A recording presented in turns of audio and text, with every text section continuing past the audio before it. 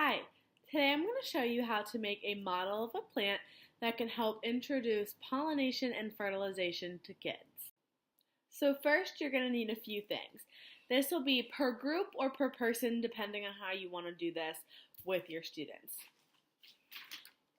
You're going to need a blank sheet of paper, a Ziploc bag, some cotton balls. You can also get cotton balls that have color already on them that will represent the pollen, so that's pretty neat, or you can just color on them with marker or highlighter to show the pollen on there. You're going to need some pipe cleaners, about 3 or 4 per person or per group, and you'll need a stapler or some tape.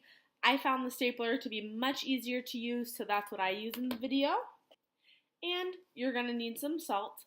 I think that using sea salt or something with a thicker grain than just normal table salt would be a lot easier, especially for the students to kind of pick up themselves, but you can use just normal table salt, which is what I use for this video. Okay, once you've gathered all your materials, the first thing you're going to want to do is take your blank sheet of paper and roll it into a tube and then either tape or staple it together. Just like that.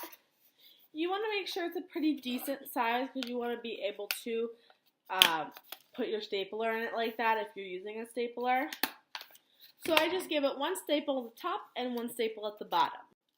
The next thing you're going to want to do is you're going to want to take your Ziploc bag, open it up fully so you can kind of get some air in there, and then close it a little bit. You're going to want to take your tube and you're going to want to go ahead and insert that into the bag. I inserted about that much just so it's sticking a little bit in there, and you're going to want to kind of close the ends around it. From there, you're going to go ahead and kind of bend it a little bit, and then I stapled it right on the edges so it kind of flattens out a little bit, but that's okay as long as things can still get through it. The next thing you're going to want to do is you're going to want to take one of your pipe cleaners and one of your cotton balls. You're going to want to wrap the pipe cleaner around the cotton ball. Make sure it's tight so that the cotton ball doesn't fly out. So you're going to want to repeat this process about 3 or 4 times per group so that you have a couple of these that you can stick onto the tube. So the next thing you're going to do once you have all of your little pipe cleaners done is you're going to take the pipe cleaner and you can again staple it or tape it, it's up to you, onto the paper. I staple it twice to give it a little bit more of a sturdy kind of feel so that it isn't flying around and doesn't fall out of the tube. So now you should have all 4 stapled to your tube and you should have a little diagram that looks like this. Now, just to go over every part of the flower that we have here, we have the Ziploc bag is representing our ovary of the flower. Our tube here is representing the style. And then our pipe cleaners are going to represent the stamen. Cotton balls will be representing the anther.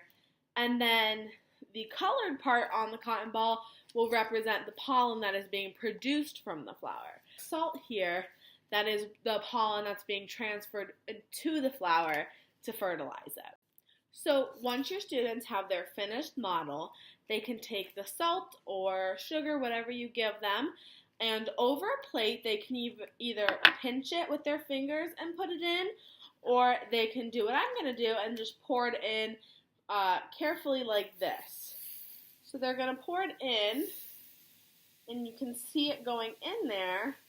So now this salt is going to represent the pollen that was transferred into the style of the flower that moved all the way down to the ovary to fertilize the plant. And it gives them an awesome diagram and visual representation of the pollination and fertilization of a plant.